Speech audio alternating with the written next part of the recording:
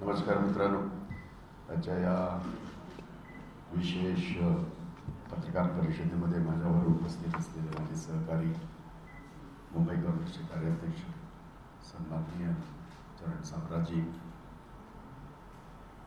कॉर्पोरेशनमधले विरोधी पक्षनेता माझे सहकारी सन्माननीय रविराजाजी, मुंबई काँग्रेसचे ज्येष्ठ जनरल सेक्रेटरी आणि कार्यालय प्रमुख सन्माननीय संदेश कोडविलकरजी, आमचे ट्रेझरर सन्माननीय भूषण पाटीलजी, युवक काँग्रेसचा माझा सहकारी सन्माननीय सुरजसिंग ठाकूर, माझे जनरल सेक्रेटरी सन्माननीय पप्पू ठाकूर आणि आपण सर्व मित्रांनो, आपल्या सगळ्यांना एक गोष्ट माहीत आहे की 28 तारखेला राहुल गांधी मुंबईमध्ये येतात. त्याच्यामध्ये एक आणखीन एक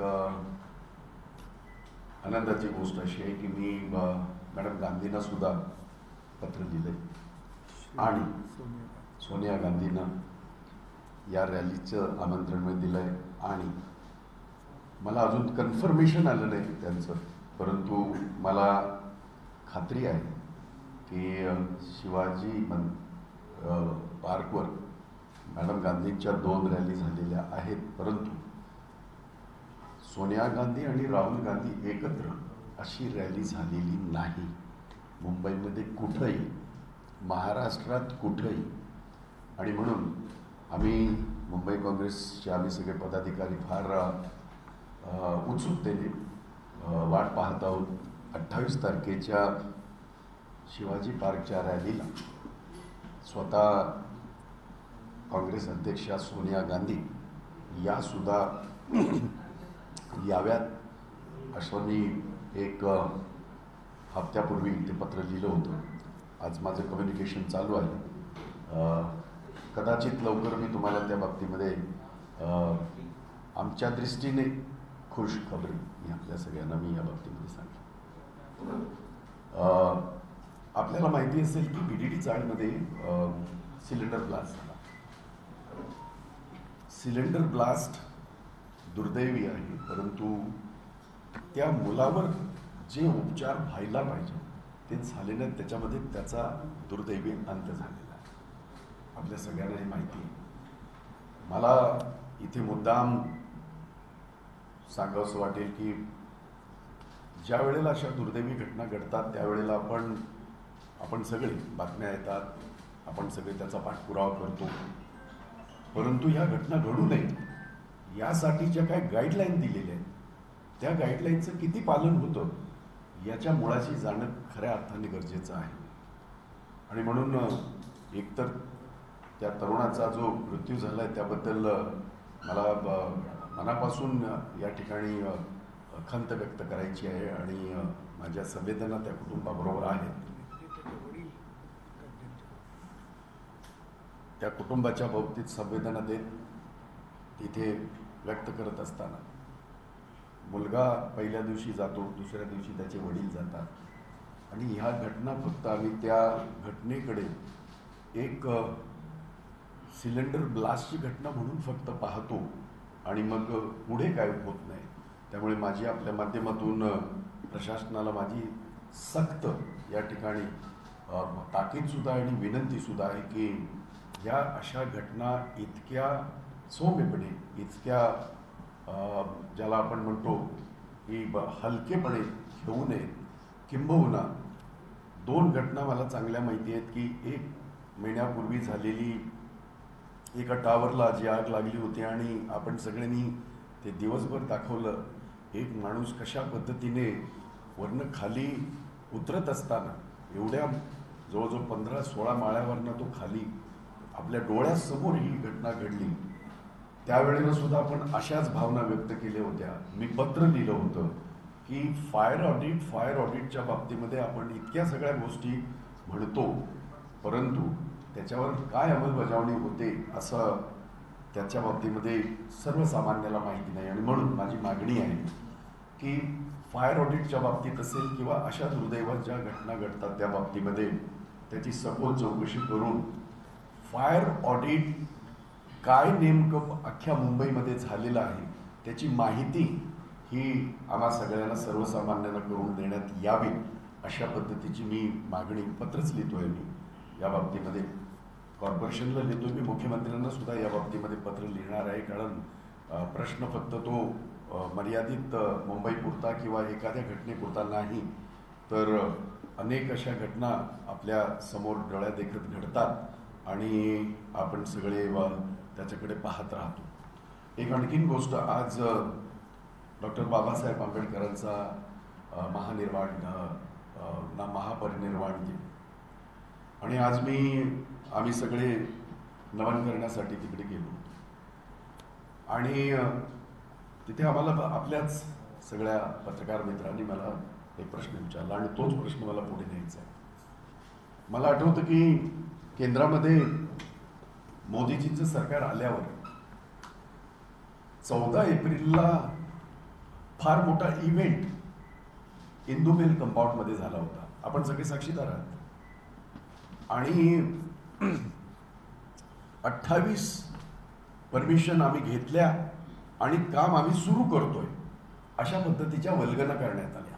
वल्गना आज यासाठी म्हणतोय, 2 घटना डॉक्टर बाबासाहेब आंबेडकरांचा मी बोलतोच आहे, दुसरं मी घटना पण आपल्याला कोट करीन. आज 7 वर्ष झाली. आज हा प्रश्न जेव्हा विचारला गेला त्यावेळेला अशी उत्तरं मिळत आहेत की काम सुरू झाले. जनतेला सांगा ना काय काम सुरू झालं. डॉक्टर बाबासाहेब आंबेडकरांचं आंतरराष्ट्रीय दर्जाचं त्या ठिकाणी स्मारक होणं गरजेचं आहे, ज्याची काँग्रेसच्या काळामध्ये घोषणा केली गेली. सरकार गेल्याच्या नंतर त्या काळामध्ये इंदू मिलच्या बाबतीमध्ये आपल्याला माहिती आहे की जागेचा प्रश्न होता. त्यावेळेच्या UPA 2 ने काँग्रेसच्या सरकारने निर्णय घेतला आणि पूर्ण इंदू मिलची जागा ही त्या स्मारकासाठी वर्ग करण्यात आली. नुसती वर्ग करण्यात आली नाही तर ती प्रत्यक्षात तिकडे इंदू मिलची जागा ही या स्मारकाच्या जी हे कमिटी आहे त्याच्या ताब्यात देण्यात आली, नावावर करण्यात आली. एन्व्हायरमेंटच्या ज्या काही परमिशन होत्या त्यावेळेला त्या घेण्यात आल्या होत्या. नंतर त्यांनी असा दावा केला की नव्हत्या मिळाल्या. 28 परमिशन टोटल लागतात. कारण तत्कालीन मुख्यमंत्री पृथ्वीराजजी चव्हाण, मला आठवतंय कारण केंद्रामध्ये ते मंत्री होते आणि म्हणून आम्हाला अनेक त्यावेळेला परमिशन मिळाल्या होत्या. मग 28 परमिशन मिळाल्याच्या नंतर सुद्धा डॉक्टर बाबासाहेब आंबेडकरांच्या सारख्या एक विभूती, एक जगभराला एक संदेश देणारा, मानवतेचा संदेश देणारा, ह्या देशाला घटना देणाऱ्या आमच्या ह्या नेत्यांच्या स्मारकाच्या बाबतीमध्ये अशा पद्धतीने का हे केले जाते, हा माझा प्रश्न मुद्दाम यांच्यासाठी आहे. अशाच प्रकारे एक ड्रामा मी म्हणतोय, छत्रपती शिवाजी महाराजांचा पुतळा जो अरबी समुद्रामध्ये बसवण्याचा त्यावेळेला काँग्रेसच्या सरकार असतानाच हे दोन्ही निर्णय झाले होते. मला आठवते की देशाचे पंतप्रधान अगदी बोटीतनं, आणि मी पहिली वेळ बघितलं, तुम्ही सगळ्यांनी सुद्धा पहिली वेळच बघितलं असेल, आपण कित्येक वेळेला नारळ फोडतो, कित्येक वेळेला आपण भूमिपूजन करतो.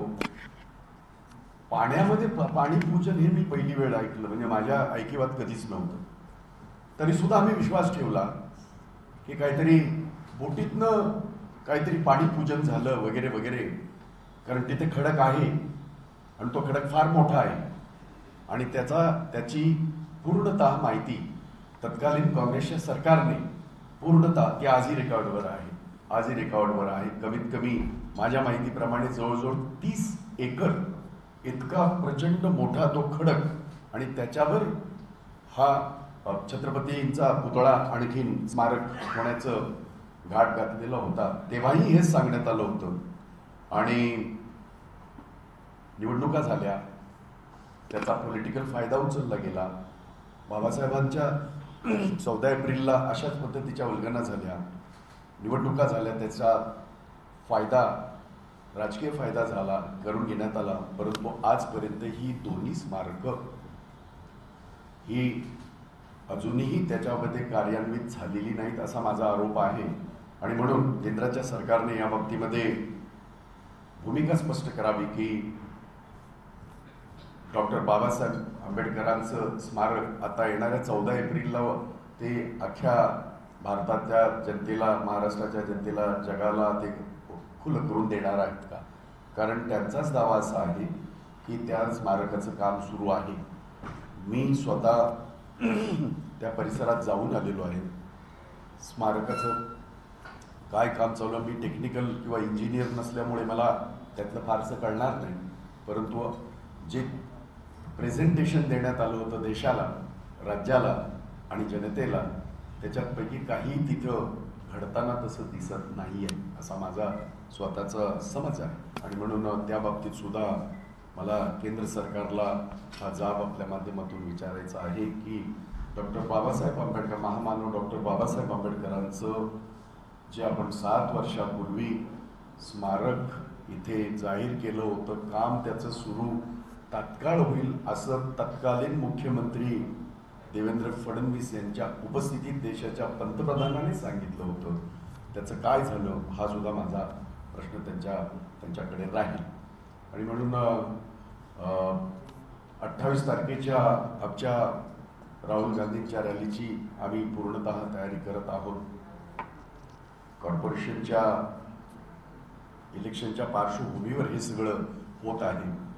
परंतु एक गोष्ट आणखीन मला सांगावीशी वाटेल की महानगरपालिकेमध्ये 227 वॉर्डचे 236 वॉर्ड हे आता होऊ घातलेले आहेत.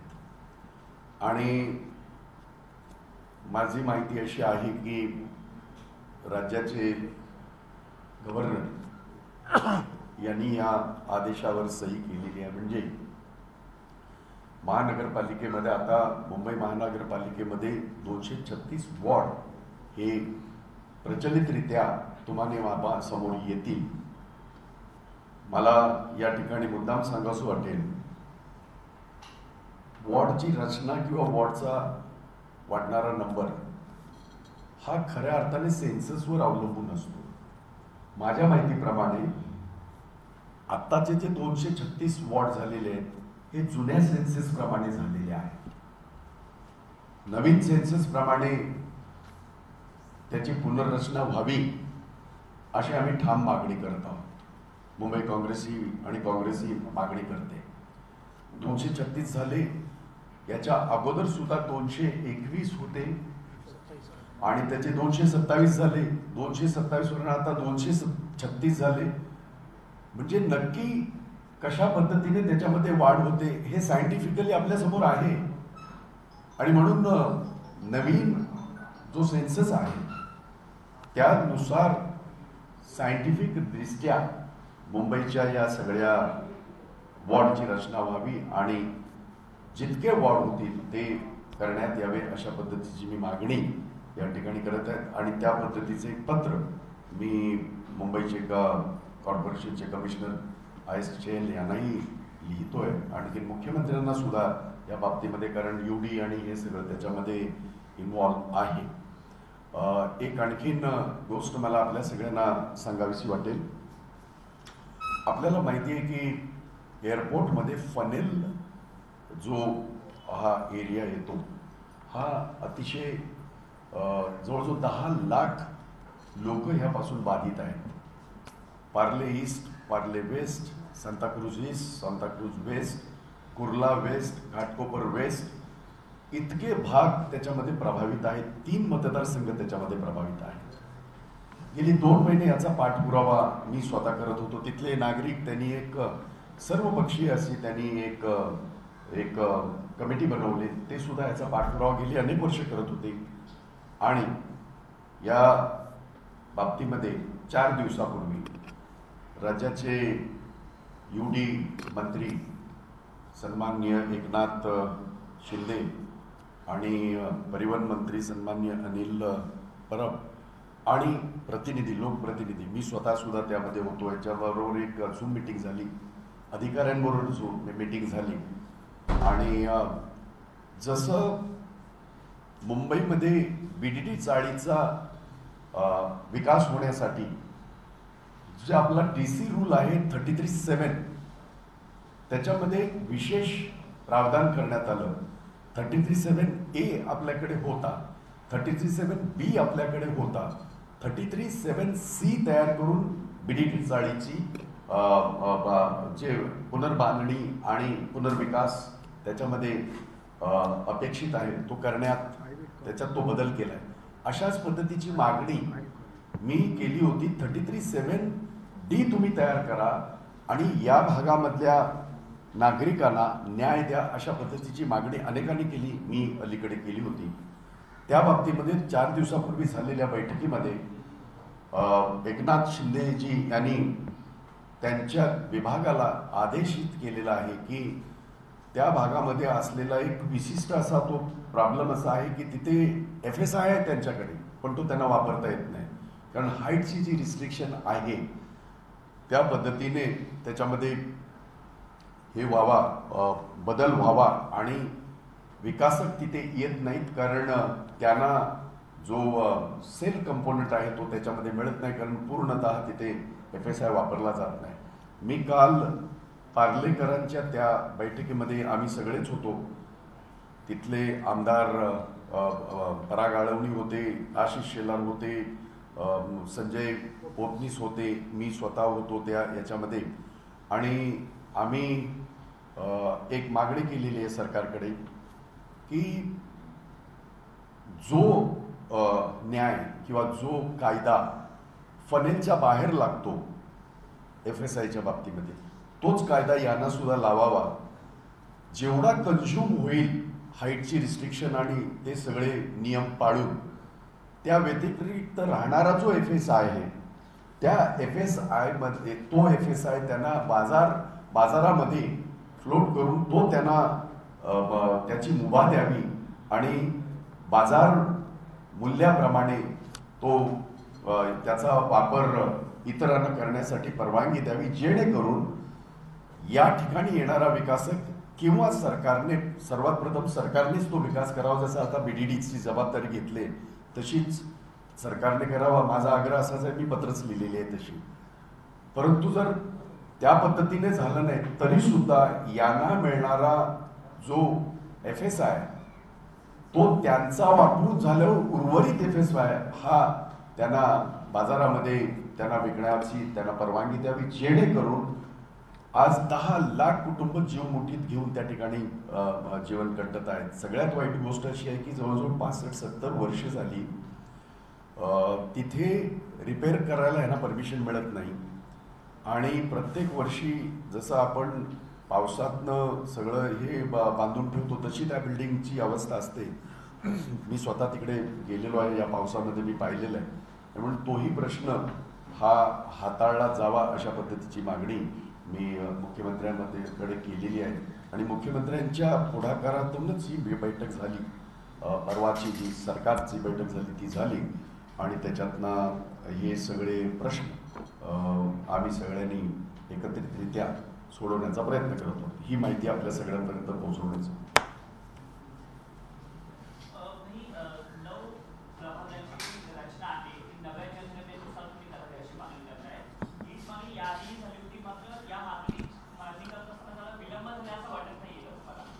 नाही, मागणी जुनीच आहे आपणच म्हणताय, त्यामुळे विलंबाचा विषय नाही. आम्हाला कारण ज्या कॅबिनेटमध्ये याला मंजुरी मिळते सगळ्या गोष्टी होत्या ते काँग्रेसचे मंत्री त्या ठिकाणी उपस्थित होते. या सगळ्या गोष्टी माहिती असताना आणि मुंबई सिटीतील हा विषय असताना काँग्रेसला उशिरा झाले असं म्हणावं का? मला असं वाटतं की आपण पूर्वीची जी मागणी होती ती काँग्रेसचीच होती. आपल्या माहिती करता सांगतो, आम्हीच मागणी केली. तेव्हा आम्ही अध्यक्ष नव्हतो, परंतु मी अध्यक्ष नसलो तरी ही मागणी जुनी आहे. आणि मागणी अशी सुद्धा आहे, होणारा नवीन जो सेन्सस असेल त्याच्यानुसार आपण मुंबईमधल्या मुंबई महानगरपालिकेमधले वॉर्ड ठरवले जावेत आणि त्याची संख्या ठरवली जावी. गेल्या 2-3 वेळाला असं झालंय की 221 वरनं 227, 227 वरनं 237, एकंदरीत बघितलं तर 7-8, 7-8 किंवा 8-9 अशी जी वाढ होते. माझा असा स्वतःचा समज आहे की ते कुठल्या सायंटिफिक याच्याने केलं जाते मला माहित नाही, पण आपल्याकडे सेन्ससशी निगडीत गाईडलाईन आहे की आपण कशा पद्धतीने काय करायला पाहिजे, त्या पद्धतीने ते केल्या जाव्यात असं मला स्वतःला वाटते. आणि आपण म्हणताय ते खरं आहे. आत्ता जर 9 वॉर्ड होत आहेत तर जुन्या सेन्सस प्रमाणे त्याच्यात जर काय वाढ होत असेल तर ते आता जर आपण परत एकदा पाहायला जाणार आहे तर आता हा उशीर म्हणता येणार नाही. कारण 9 तर वाढणारच आहे, त्याची ती पुनर्रचना जी काय व्हायची ती होणारच आहे. मग ती 9 साठी होणं किंवा आणखीन काय वाढी असतील ते होणं हे मला नाही त्याच्यामध्ये वाटत की फारसा उशीर झाल्यासारखं. यापूर्वी जे वॉर्ड झाले आहेत वाढीव समजलेल्या त्या जुन्या जनगणनेनुसार असं झालेले आहे. नवीन जनगणनेप्रमाणे व्हावी 2 मागण्या होत्या आमच्या. नवीन जनगणनेप्रमाणे ओबीसीचं रिझर्वेशन आणि वॉर्डची रचना ही जुनीच मागणी आहे, ती होत नाहीये. आत्ता हा प्रश्न यासाठी सुद्धा आत्ता निघाला की 9 जर वाढत असतील तर मग नवीन जनगणनेप्रमाणे जो काय नंबर येईल तो व्हावा अशी रास्त मागणी आहे.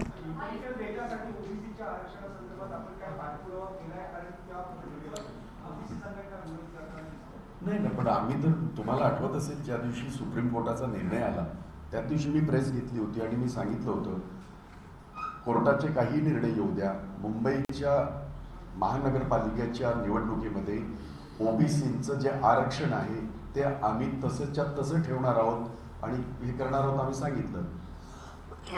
आपल्या माहिती करता आपल्याला माहितच आहे ते देशाच्या सरकारने ओबीसीचा प्रश्न हा स्वतःकडे पहिला घेतला, कारण तो राज्याच्या अखत्यारीत असलेला विषय असताना स्वतःकडे घेतला आणि तिथे हा प्रश्न आम्ही निर्माण केला होता. नवीन जनगणनेनुसार ओबीसीची एकतर जनगणना व्हावी आणि त्यानुसार ते आरक्षण मिळावं अशी आमची मागणी होती. ती झालीच नाही, कारण नवीन जनगणना नसल्यामुळेच सुप्रीम कोर्टाने त्याच्यावर आक्षेप घेतला होता, आपल्याला माहिती आहे. आणि तेव्हा मी सांगितलं होतं की सुप्रीम कोर्टाने किंवा बाकी कोर्टाने काय जर सांगितलं असेल तरी आम्ही आमचा निर्णय घेतला.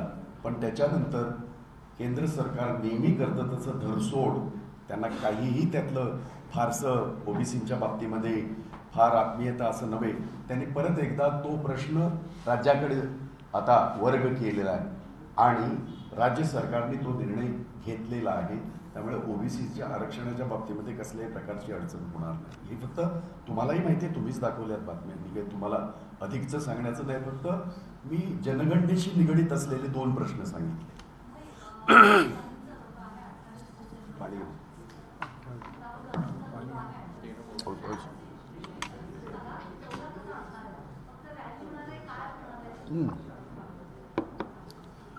आमचा प्रयत्न असा आहे की तो स्थापना दिवस आहे, आपल्याला माहिती आहे.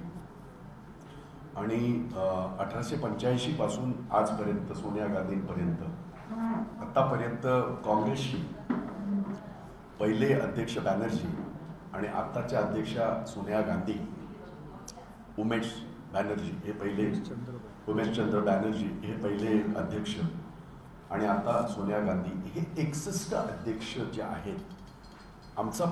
आम्ही तो प्रयत्न करतोय की त्या दिवशी एक प्रदर्शनी स्थापना दिवशी तिथेच शिवाजी पार्कमध्ये स्कॉट अँड गाईडचा जो एरिया आहे त्या एरियामध्ये आम्ही ती प्रदर्शनी करण्याचा प्रयत्न करत आहोत. काल परवा आम्ही सगळ्यांनी जाऊन रेकी करून आलो, सगळी जागा निश्चित करून आलो आणि त्या सगळ्यांचं अगदी उमेशचंद्र बॅनर्जींपासून सोनिया गांधींपर्यंत सगळ्या अध्यक्षांचं योगदान आणि त्यांची सगळी माहिती असा एक प्रदर्शनी आम्ही तयार करत आहोत आणि ती प्रदर्शनी कमीत कमी 5 दिवस तरी खुली राहावी अशा पद्धतीचा माझा प्रयत्न आहे. मी त्याची मागणी केलेली आहे कॉर्पोरेशनकडे, कारण ग्राउंडचं परमिशन जरी UDची असली तरी हे सगळं पाहतं कॉर्पोरेशन, त्यांच्याकडे सुद्धा आम्ही ती मागणी केलेली आहे. आणि म्हणून राहुलजी येतील, ते प्रदर्शनीचं उद्घाटन करतील, छत्रपती शिवाजी महाराजांच्या पुतळ्याला अभिवादन करून आणि मग सभा सुरू होईल. आमचा आग्रह असा आहे की राहुलजींनी एक दिवस थांबा आणि इतर सुद्धा आमचे जे काही कार्यक्रम आहेत त्याच्यामध्ये त्यांनी सहभाग घ्यावा असं आमची मागणी.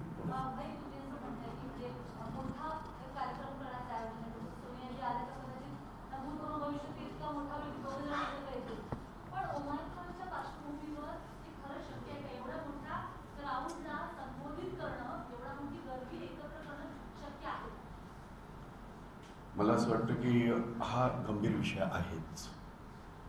आणि आता नवीन जो हे आलेला आहे नवीन व्हेरियंट जो ओमिक्रॉन हा जो काय नावं पण काय कोणती मला दोन गोष्टी कधीच कळल्या नाहीत. मित्र म्हणून शेअर करतोय. ज्या वेळेला याच्यामध्ये समुद्रामध्ये वादळ येतं किंवा ते होतं तेव्हा कुठल्या तरी वादळाचं नाव कतरिना काय असतं, कुठल्या वादळाचं काय असतं, कसे ठेवतात हे तंत्र मला कळलं नाही. अज्ञान आहे माझं त्या बाबतीमध्ये. तर त्यामुळे ओमिक्रॉन म्हणजे नाव असं गोंडस पण ते इतकं घातक.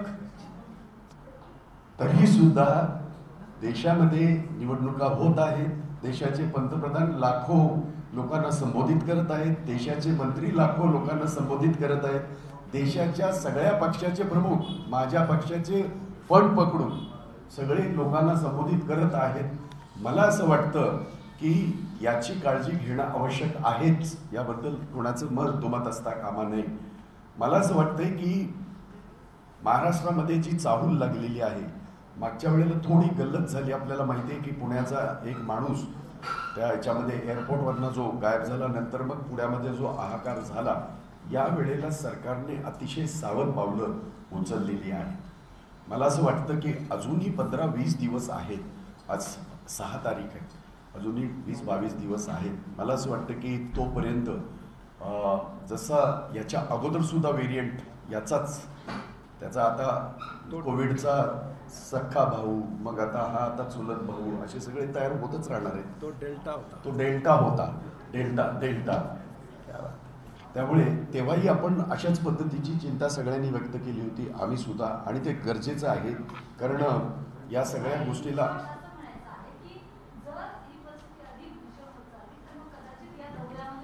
नक्की तो विचार करणं गरजेचं राहीलच. आणि हायपोथेटिकल प्रश्न आहे हे खरं आहे, परंतु त्या बाबतीमध्ये मी आजच तुम्हाला सांगू इच्छितो की या सगळ्याचा विचार करूनच आम्ही ही जी कारण काँग्रेस स्थापना दिवस हा त्याच दिवशी येणार, त्याच दिवशी होणार, या दृष्टीने आम्ही तो प्रयत्न करू. सरकारच्या सगळ्या नियमांचं पालन करून जर समजा उद्या असं झालं, मग सरकार जे काही नियम घालून देतील त्या नियमांचं पालन करून आम्ही काँग्रेस स्थापना दिवस साजरा करू.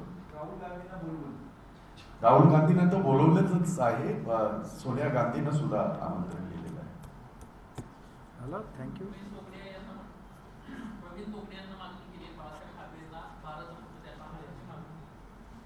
मी प्रवीण तोगडिया नव्हे किंवा मला एक लक्षात घ्या, एक गोष्ट मात्र सांगेन की कंगना रनौत सारखीला जर पद्मभूषण मिळत असेल तर बाळासाहेबांचं योगदान आहेच, हे नाकारताच येणार. मी बाकीच्या गोष्टीचं वक्तव्य करणार नाही, कारण माझा तो विषय नाही.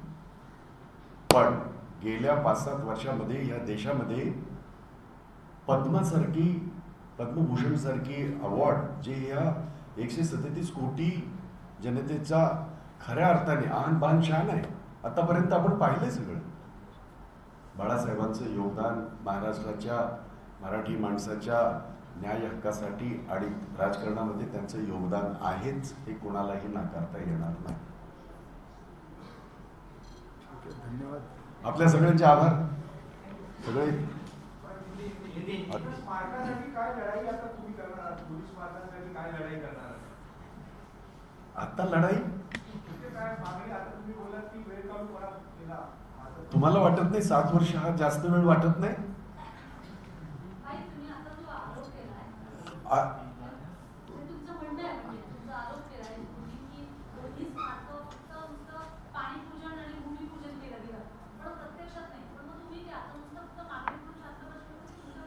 नाही, मी आज हे मुद्दाम सांगतोय कारण तिथे आज आंबेडकरी जनता होती. तुम्ही होतात, काही तुमच्यापैकी काही मंडळी तिकडे होती. मला वाटतं मनुष्यनी दिसली वगैरे ती होती तिथे. आणि तिथे लोकांच्या भावना तीव्र आहेत. प्रकाश आंबेडकर स्वतः होते, त्यांना सुद्धा हा प्रश्न विचारण्यात आला आणि प्रकाश आंबेडकरांनी सुद्धा नाराजी त्यांची जाहीर केली. प्रश्न नुसता तेवढाच नाही की ही जी विभूती आहेत ह्या देशातली, ह्यांनी देशासाठी जगासाठी असं विचार दिलेला आहे, संदेश दिलेला आहे. मला असं वाटतं की त्यांच्याही याच्याशी जर असा खिलवाड होत असेल तर तो अजिबात सहन केला जाणार नाही. आणि नक्कीच या बाबतीमध्ये आम्ही आता म्हणून म्हटलं, आता 14 एप्रिलला त्यांनी केलेलं उद्घाटन, त्यांनी केलेलं भाषण, त्यांनी केलेल्या घोषणा, निवल्गना, आता आम्ही ह्या 14 एप्रिलला विचारू. वेळ आहे, आता जवळ आहे. त्यामुळे नक्कीच हा प्रश्न ऐरणीवर आहे. म्हणजे स्मारकाचा प्रश्न, डॉक्टर बाबासाहेबांच्या स्मारकाचा प्रश्न, छत्रपतींच्या स्मारकाचा प्रश्न ऐरणीवर आहे. हिंदी, हाँ जी जी जी जी मैं जानता हूँ. आई एम सॉरी, जरा गप्पा मारण्यामध्ये जास्त सगळे मुद्दे सांगितले आणि 28 तारीख कांग्रेस स्थापना दिन, और 28 तारीख को हमारे नेता राहुल गांधी इन्होंने आने का न्योता हमारा स्वीकारा है. हमने मैडम गांधी को, सोनिया गांधी जी जो हमारी अध्यक्षा हैं, उनको भी हमने विनती की है कि आप भी आ जाइए, क्योंकि महाराष्ट्र में जितनी भी रैलीज हुई, सोनिया गांधी जी की रैली, इसके पहले 2 रैलीज वहाँ हुई है, पर सोनिया गांधी और राहुल गांधी एकत्रित संबोधन नहीं किए. तो हमने आपस में चर्चा की, AICC से भी मैंने चर्चा की, और 1 हफ्ते पहले मैंने सोनिया गांधी जी को भी खत लिखा है कि वो भी आ जाए और संबोधित करें, कांग्रेस के कार्यकर्ताओं का हौसला बढ़ाए. उसके साथ साथ यहाँ एक प्रदर्शनी हम करने जा रहे हैं, क्योंकि ये 75वीं साल गिरा है हमारे आज़ादी की, और उस आज़ादी के लिए कांग्रेस का योगदान है. 1885 में जो पहले हमारे अध्यक्ष रहे उमेश चंद्र बैनर्जी, उनसे लेके आज तक सोनिया गांधी तक 61 अध्यक्ष हमारे कांग्रेस पार्टी के हुए. तो एक प्रदर्शनी, वो बड़ी प्रदर्शनी हम करने जा रहे हैं शिवाजी पार्क के कॉर्नर में, जो स्काउट एंड गाइड का जो ये है उसमें बड़ा ये करा के वो भी करने जा रहे हैं, जिसका उद्घाटन राहुल गांधी या सोनिया गांधी दोनों आएंगे तो दोनों करेंगे, और कांग्रेस कार्यकर्ताओं को उससे प्रेरणा मिलेगी. आज मैं डॉक्टर बाबा साहब अम्बेडकर को नमन करने के लिए गया था. आप जानते हैं कि पूरी दुनिया आज के दिन आती है. कोविड के कारण कुछ रिस्ट्रिक्शन है और लोगों ने वो फॉलो किए हैं. वहाँ मैंने देखा कि डॉक्टर बाबा साहेब अम्बेडकर के स्मारक के बारे में आपको सबको पता है. 14 अप्रैल 2014 उस दिन देश के प्रधानमंत्री उसी हिंदू मिल में आए थे, और तत्कालीन महाराष्ट्र के मुख्यमंत्री देवेंद्र फडणवीस जी, ये दोनों ने घोषणा की थी कि हमने सारे जितने भी परमिशन थी, 28 परमिशन जो केंद्र की थी, वो हमने सारे दिए हैं. वो तो कुछ बता भी रहे थे कागज. हमने भी विश्वास किया, देश की जनता ने विश्वास किया, महाराष्ट्र की जनता ने विश्वास किया, अम्बेडकरी जनता ने विश्वास किया. 7 साल हुए, अभी भी वहाँ कुछ भी नहीं हुआ है. अभी दावा कर रहे हैं कि काम चल रहा है. मुझे पता नहीं कि क्या काम चल रहा है, लेकिन मैं ये बिल्कुल मेरी डिमांड है, मेरी मांग है, क्या काम चल रहा है वो भी बता दीजिए, और कब खत्म होगा, और एक इंटरनेशनल डॉक्टर बाबा साहेब अम्बेडकर का जो हमने ये किया है वो कब होगा, ये देश के प्रधानमंत्री और देश की सरकार अगर बताए तो लोगों को उससे राहत मिलेगी. एक घटना घटी BDD चौक में. आप जानते हैं कि एक पिछले हफ्ते एक ब्लास्ट हुआ, सिलेंडर ब्लास्ट, उसमें बच्चे की मौत हुई थी. दूसरे दिन उसके पिताजी की भी मौत हुई. हम जब ऐसे कोई इंसिडेंस होता है तभी हम बात करते हैं, हम दिखाते भी हैं, और आप अपना काम तो पूरा बिल्कुल करते हैं, और मैं हमेशा सैल्यूट करता हूँ इस बात को. पर सरकार वो 1-2 दिन जब तक खबरें चलती है तब तक उसमें बहुत सारी बातें होती हैं, पर आगे कुछ होता नहीं.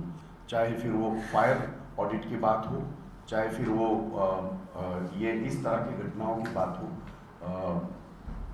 जितना सीरियस कॉरपोरेशन को, फायर ब्रिगेड को, या जितनी भी जो भी यंत्रणा है उसको होना चाहिए, वो दिखाई नहीं देता है। तो हमने मांग की है कि भाई इक्का दुक्का ऐसी घटना घटने के बाद हम बात करें, उससे अच्छा जो भी ऑडिट किस तरह का होना चाहिए जनता को एक बार बता दो, ताकि जनता भी खुद अपने आप कुछ प्रिकॉशनरी मेजर्स उसमें ले सकती है।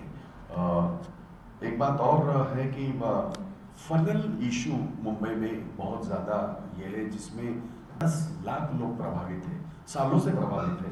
क्योंकि सहार एयरपोर्ट जब भी बना T2, पहले T1 था और एक जू की एक छोटी स्ट्रिप थी, उस वक्त फनेल का एक मर्यादित ये था, लेकिन इंटरनेशनल ये होने के बाद फनल की व्याप्ति बढ़ गई। 2.5 किलोमीटर के पूरे इसमें वो फनल का ये आता है, जिसमें Parla east, Parla west, Santacruz east, Santacruz west, Ghatkopar west और ये भी कुर्ला ईस्ट, कुर्ला वेस्ट, ये सारा उसमें प्रभावित है। हम पिछले बहुत सारे दिनों से वो लोग भी अपनी लड़ाई लड़ रहे थे। मैंने पिछले 2 महीने से इसका ये किया था, फॉलो किया था सरकार के पास, और उसकी एक मीटिंग 1 हफ्ता पहले यूडी की अर्बन डेवलपमेंट मिनिस्टर सम्माननीय एकनाथ शिंदे जी के उनके नेतृत्व में एक मीटिंग हुई, जिसमें अनिल परब ये भी मंत्री थे और सारे जो बेनिफिशियरी थे उनकी कमेटी थी, हम सारे लोक प्रतिनिधि भी थे।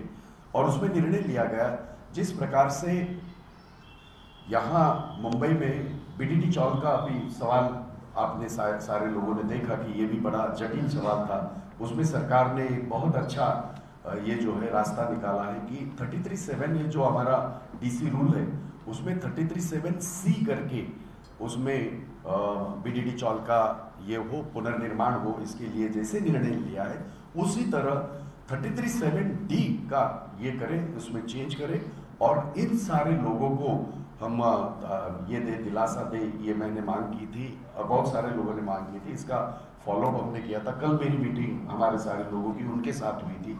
तो मैं सरकार का धन्यवाद भी देना चाहता हूँ कि सरकार ने प्रिंसिपली दे हैव अग्रीड कि 33(7) इसमें हम संशोधन करके इस तरह का ये करेंगे। एक 10-15 दिन का टाइम उन्होंने मांगा है और मुझे ऐसा लगता है कि सालों से, क्योंकि तकरीबन 65-70 सालों से ये इशू चल रहा है। पहले इतना ज़्यादा ये नहीं था, लेकिन आज तो बहुत ही ज़्यादा गंभीर हुआ है। तो उसमें भी हमने मुंबई कांग्रेस की ओर से हमने ये काम हमने किया है। सवाल है, आपने कहा कि 22 तारीख को राहुल गांधी जाएंगे और तमाम कांग्रेस के अध्यक्षों की तस्वीरें लगाई जाएगी। आज तक सवाल ये है कि क्या केशव सीताराम की तस्वीर लगाई जाएगी, जिन्होंने सोनिया गांधी के अध्यक्ष बनने पर विरोध किया था साल 1998।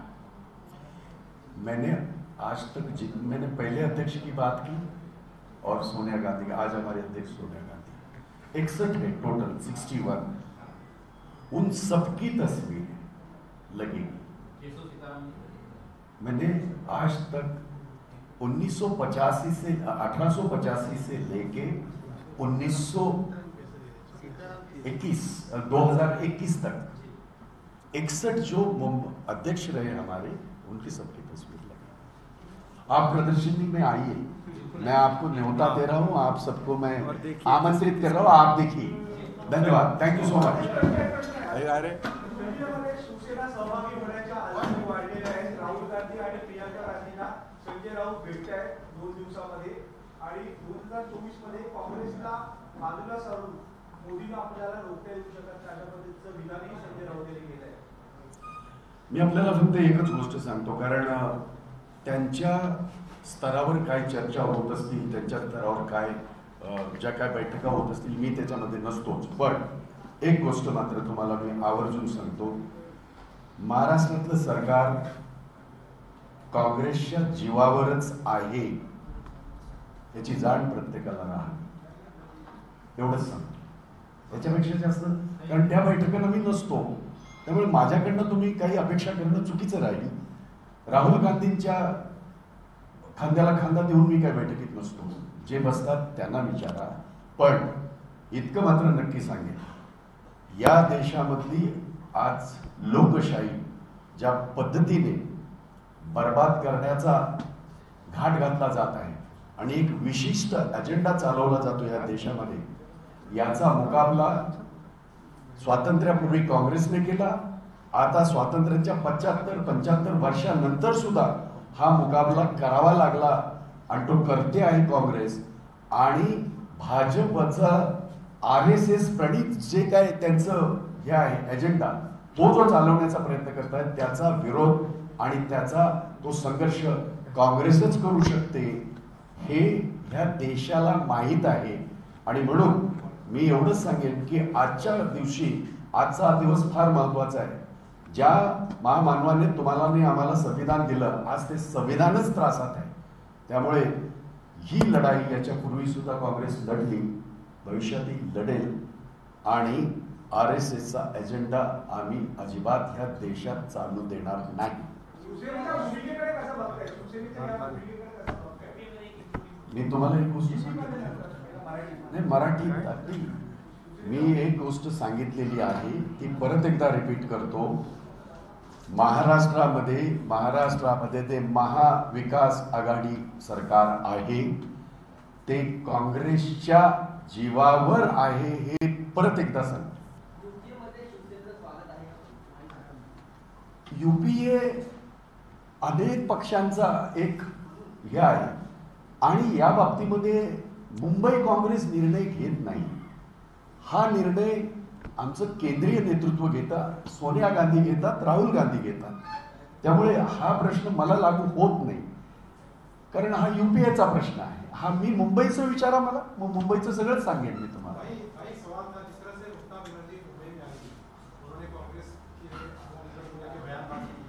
उसके बाद कांग्रेस के एक मानवता के नेता ने बयान दिया कि कांग्रेस को कम न समझे, कम न आके, कांग्रेस अपनी जगह पे बराबर काम कर रही है. उसके बाद आती है बहस आपको लेके कि सभी जानते हैं कि मुंबई महानगर पालिका के चुनाव को लेकर हर मुमकिन हर कोशिश आप कर रहे हैं ताकि पार्टी का नाम भी कम भी बना रहे हैं और पार्टी एक बड़े अस्तित्व के रूप में मुंबई बोले भी. तो क्या इसी क्रम में राहुल और सोनिया जी को एक मंच पे लाने की कोशिश की जा रही है? देखो, एक मंच पे आते हैं, मैंने ये कहा कि पब्लिक मीटिंग में एक मंच पे और बाकी सारे मंच पे. अभी हमारी जितनी भी मीटिंगें होती है, मैडम गांधी बैठती है, राहुल जी बैठते हैं. मैंने शिवाजी पार्क का जिक्र इसलिए किया, महाराष्ट्र में जितने भी अभी तक की जितने भी रैली हुई उसमें दोनों एक साथ नहीं थे. हम कोशिश कर रहे हैं कि दोनों को एक साथ लाने. रही बात, मैं फिर एक बार कह दूं, कौन क्या कहता है इससे मुझे बहुत बड़ा ये नहीं होता, लेकिन इतनी बात जरूर है, भाजपा को अगर महाराष्ट्र में रोकने का काम किसने किया है तो कांग्रेस ने. और महाविकास आघाड़ी जो आज महाराष्ट्र में अच्छा काम कर रही है, बहुत ही अच्छा काम कर रही है, वो कांग्रेस के समर्थन से कर रही है. ये मैं फिर एक बार बता. बहिणाबाईंची जात्यावरची ओवी म्हणजे